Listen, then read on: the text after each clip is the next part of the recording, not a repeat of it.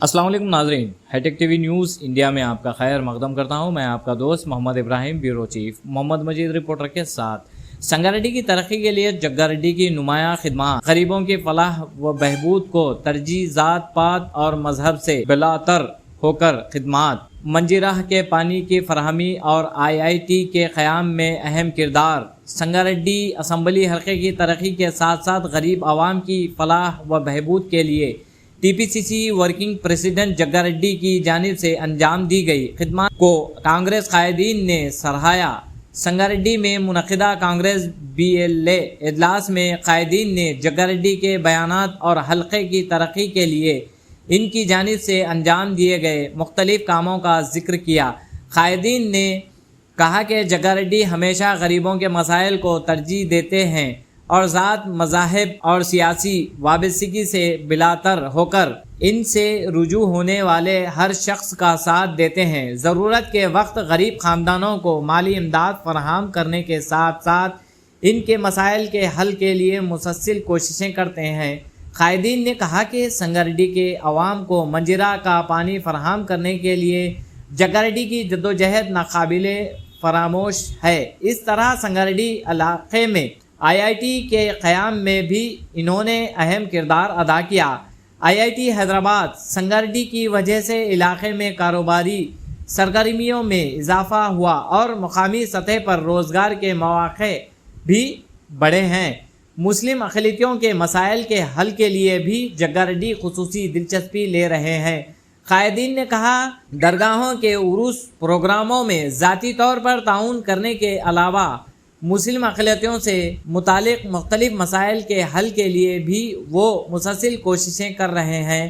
कायदीन ने बताया कि कब्रस्तान के लिए अराज़ी की फराहमी और मकानात की तामीर से मुतालिक ज़ेर इल्तिवा कामों को भी जल्द मुकम्मिल करने के लिए इक़दाम किए जाएंगे। इन कामों की तकमील के लिए जग्गारेड्डी, शेख हाफिज शफ़ी और दीगर कायदीन बाहमी तालमेल के साथ कोशिशें कर रहे हैं। आइए ताज़ा तरीन खबरों के लिए देखते रहिए hitech TV news India. Sangareddy BLO की मीटिंग में जग्गारेड्डी साहब 2014 में बोलते सो उनके ऊपर जो TRS पार्टी हरीश राव और चिंतल प्रभाकर, लोकल चिंतल प्रभाकर MLA बोलते सो जो साजिशें करे इनको जेल में डालने की और उनको कैसा पॉलिटिकल डैमेज करने की जो कोशिश करे, वो टॉपिक के बारे में बोलते सो BLO की मीटिंग में बोलते सो उन्होंने इजहार करे, पूरे पब्लिक के सामने इजहार करे। उन्होंने ये भी बोले कि हरीश राव की गलती नहीं है और मैं उसको नीचे गिरा के नहीं बात कर रहा हूँ। हरीश राव को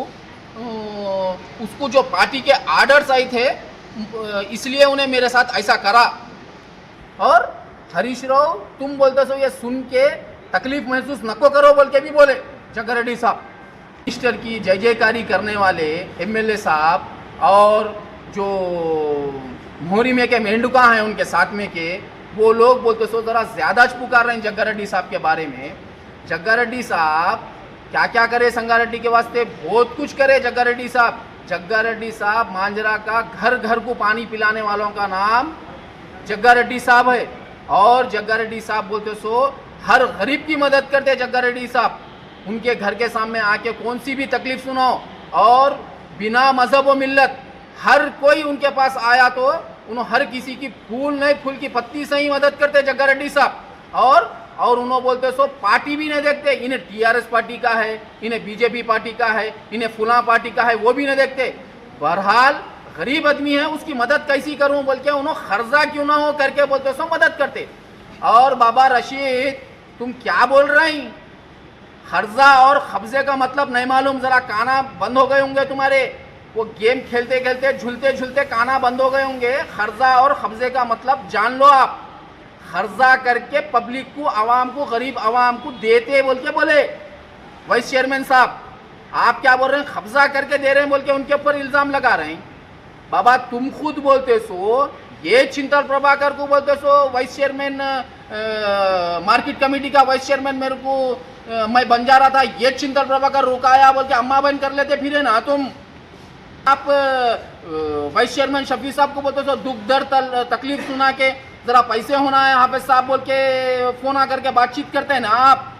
और ये हमारे सदासीपेट का मुजावर बहुत पुकार रहा।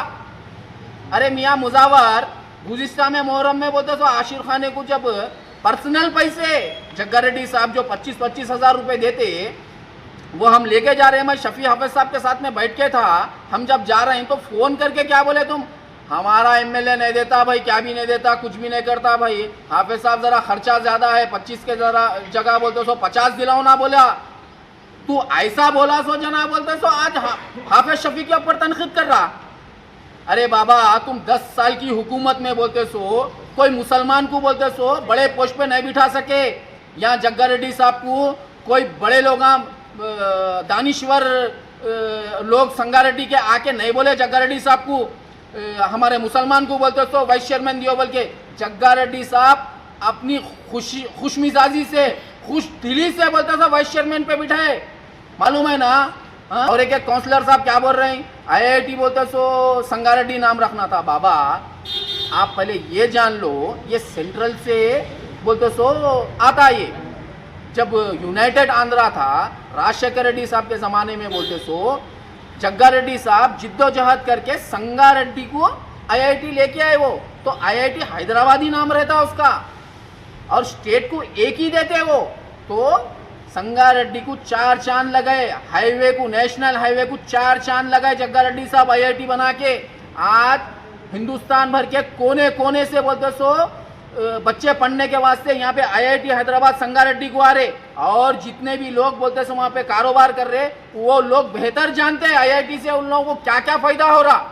हाँ और बोलते सो जग्गा रेड्डी साहब हारने के बावजूद भी फतेह खान आज़ाद बाबा की दरगाह का उरूस था, उरूस के टाइम पे बोलते सो बोर्ड दलाए और पर्सनल पैसे देके बोलते सो उरूस में बोलते सो इतनी धूमधाम से उरूस कराए उन्होंने। और चिंतन प्रभाकर साहब अब 10 साल मुसलमानों के वास्ते क्या करें आप खाली गुमराह करें मुसलमानों को, आप खाली वोट लिए गुमराह करें। आप खबरस्तान बोलते सो अलॉट करा दिए, बोले अलॉटमेंट पेपर ही नहीं मिला आप खबरस्तान को।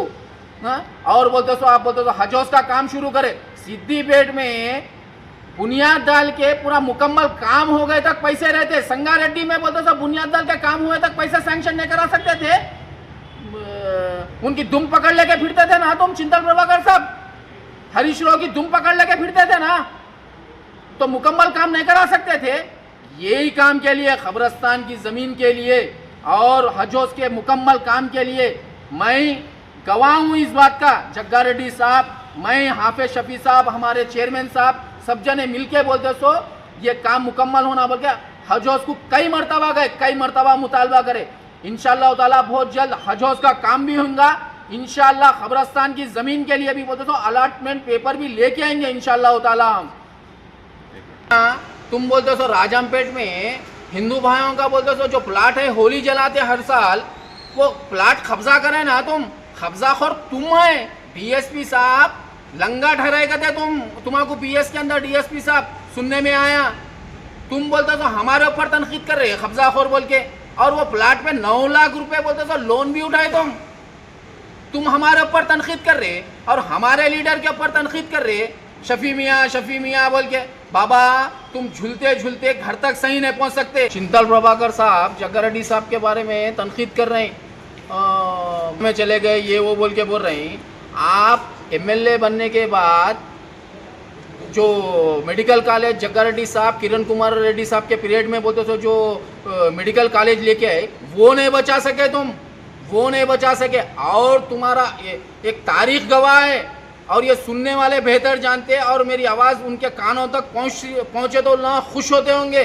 तुम्हारा जो साथ दिए MLA इलेक्शन में जीतने के लिए, उनको खुद सरपंच इलेक्शनों में और सदासपेट में म्यूनसिपल इलेक्शनों में जब उन्होंने कॉन्टेस्ट कर रहे थे, उनको हराने के वास्ते तुम और तुम्हारे बेटे कितने साजिशें करे नहीं मालूम है, आवाम को नहीं मालूम है, और तुम्हारे साथ में रह रहे जनों को नहीं मालूम है। तुम कितने उसरेवेली के वैसा रूप है तुम्हारा, तुम कब कैसे रहते नहीं मालूम है। మీడియా మిత్రులందరికీ నమస్కారం। అరే ఓ లుచ్చా శ్రీకాంత్, నువ్వు ఏం మాట్లాడుతున్నావురా? నీకు ఏం తెలుసు అని మాట్లాడుతున్నావు? నీకేమైనా దిమాగ్ పనిచేస్తుందా? పని చేసి మాట్లాడుతున్నావా, పని చేయక మాట్లాడుతున్నావా? నువ్వు 10% మిత్తిలోకి ఇచ్చి మిత్తికోరివయ్యి ఎంతమంది పబ్లిక్ నాగం చేస్తున్నారా? నీలాంటోడు మన దళితులు ఉన్నారని సిగ్గుపడుతున్నాం రా మేము. మన దళితులను నువ్వు ఇంతగానం నాశనం చేస్తున్నారా? నీకు తెలివి వస్తలేదారా? నువ్వేం మాట్లాడుతున్నావు? రాజకీయ భిక్ష పెట్టిందే జగ్గారెడ్డి గారు. నువ్వు ఆయన మిత్రులు అన్నీ వేస్తున్నావు అబంధాలు. ఆయన పెట్టిన భిక్షతోనే బతుకుతున్నావు. ఒక్కసారి నీ కౌన్సిలర్ టికెట్ కోసం ఎన్నిసార్లు జగ్గారెడ్డి కాళ్ళ మీద పడ్డావో గుర్తు చేసుకో. ఒక్కసారి 2 సార్లు నేను ఓడగొట్టేసిరు. ఏ ఊరికెందంటే ఈ ఊర్లో పడ్డావు, ఆ ఊరికెందంటే ఇంకొక ఊర్లో పడ్డావు. నీకు దిమాగ్ ఏమన్నా పని చేస్తుందా? నువ్వు మా చైర్మన్ వైస్ చైర్మన్ కోసం మాట్లాడుతున్నావు. యునానిమస్గా అయ్యారు మా చైర్మన్ వైస్ చైర్మన్. ఖబర్దార్ బిడ్డ, మా వాళ్ళ గురించి ఎవరి గురించి మాట్లాడినావు అనుకో, నువ్వు మా జోలికి రావాలనుకున్నావు అనుకో, ఆడోళ్ళం కాదు మేము, ఆడపులిలం. తమాషాలు చెయ్యకు. ఒక్కసారి ఒక మాట అనేటప్పుడు ఆలోచించుకోనాను. దళితుడిని సిగ్గు లేదా నీకు? మనిషివి కావా? ఏం పని చేస్తలే, దిమాగ్ పని చేస్తలే. ఏమవుతుంది నీకు? ఎంతగానో మిత్తులు తింటావు? స్వచ్ఛ భారత్ మిత్తులు తిన్నావు. స్వచ్ఛ భారత్కి సంబంధించిన అవి ఏమంటారు, బాత్రూంలోకి వచ్చిన పైసలు అవి తిన్నావు. ఇంకేం కావాలరా నీకు? ఇంకెంతగానో నాశనం చేసేస్తావు చెప్పు పబ్లిక్ని. సిగ్గు శరం ఉండాలి. ఒకసారి మాట్లాడాలంటే ఏమనుకుంటున్నావో, ఇది నీకు చెప్తున్నా, మర్యాదగా చెప్తున్నా, గుర్తుపెట్టుకో.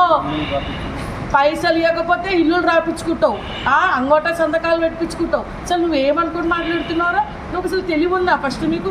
నువ్వేం మాట్లాడుతున్నావు? అసలు నువ్వు పనికిరావురా. కాంగ్రెస్ కార్యకర్తలు చెప్పు వేసుకునేంత విలువ లేదురా నీకు. వాళ్ళ కాలు గోటికి సరిపోవరా? నువ్వు మా జగ్గారెడ్డి గారి గురించి మాట్లాడతావా?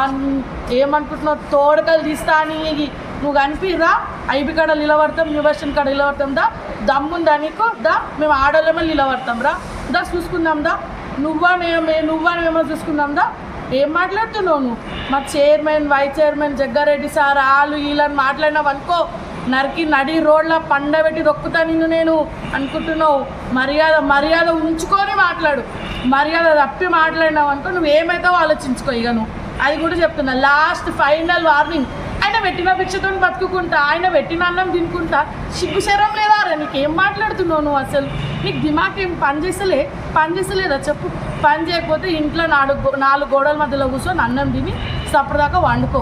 అంతేగాని ఇది పెట్టి ఆ మీటింగ్ పెట్టి ఈ మాటలు చెప్పి ఆ మాటలు చెప్పి నీకు అసలు అన్ని లత్కోర్ మాటలు ఉన్నాయి నీ దగ్గర. లత్కోర్ లెక్కలన్నీ నీ దగ్గరనే ఉన్నాయి. నువ్వు అసలు దళితుడివి, నువ్వు మా వాళ్ళని చెప్పుకోనిక కూడా సిగ్గైతుంది. నిన్ను నడి రోడ్లో అయినా నాకు కనిపి నీ సంగతి చెప్తాను. నడి రోడ్లు నువ్వురా. మేము దళితులం అందరం ఉన్నాం, మహిళలం అందరం ఉన్నాం. మహిళలకు వచ్చి నీ సంగతి చెప్తాను నేను.